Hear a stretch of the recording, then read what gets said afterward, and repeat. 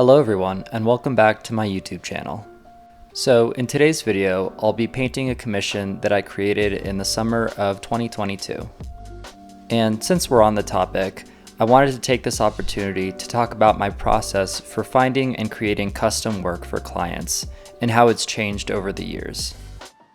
So when I was just starting out as an artist, I was very much in the mindset of seeking out opportunities to create custom work for almost anyone.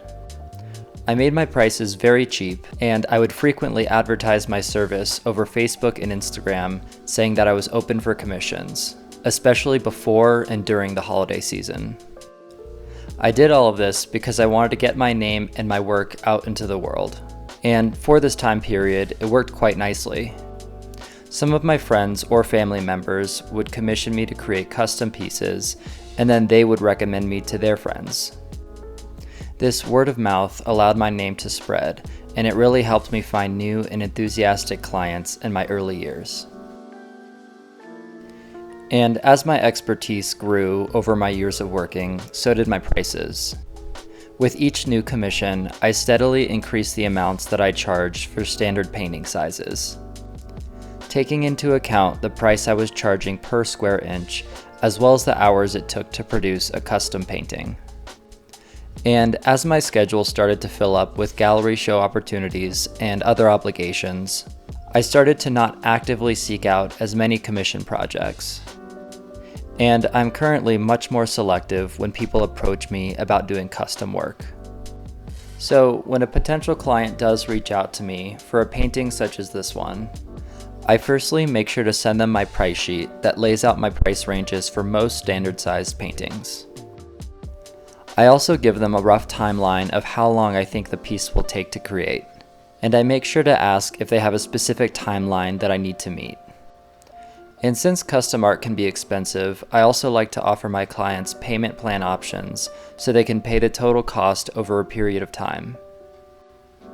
But I always make sure to ask for a deposit at the beginning of the project to cover the cost of materials and the time it takes to communicate with them about the project. And just to make sure all of this is perfectly clear to the client, I've recently created a contract that lays everything out for me and them so we're both clear on expectations, what I will be creating for them, and what happens in different scenarios. Overall, I want this contract to reassure both me and the client that I will be creating and finishing a custom painting up to their standards, and they will be paying me for this product in full. And one last tip that I wanted to mention is that if you do a lot of custom creative work for people, please value your own time and let the price reflect that. If you have a lot of experience doing this craft, then you should have a pretty good idea of how long it will take to create something from start to finish.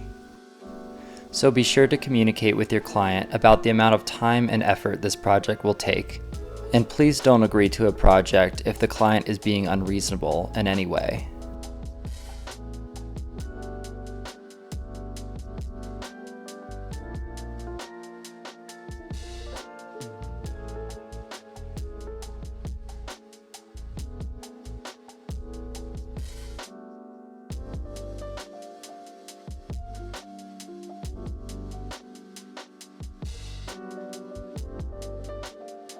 So I hope you enjoyed seeing how I created this piece and hearing a little bit about my commission process.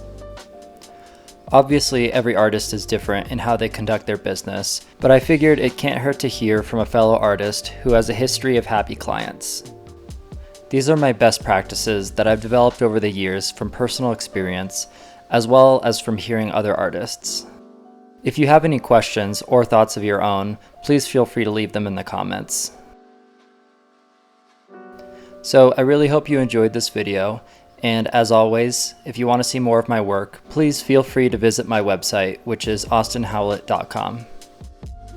Thank you so much for watching, and I'll see you in the next video.